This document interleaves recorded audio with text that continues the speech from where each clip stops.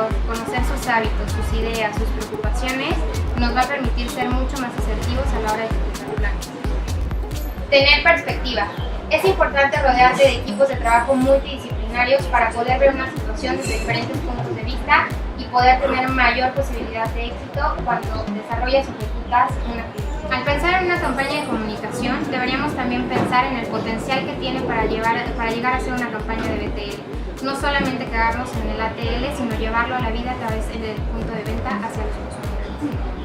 Pensar y hacer cosas diferentes, siempre con el contexto de cuáles son las posibilidades de éxito o de fracaso de cierta actividad. Retroalimentación y aprendizaje constante, tanto de los equipos internos como del consumidor, a fin de hacer mejoras dentro de la misma actividad.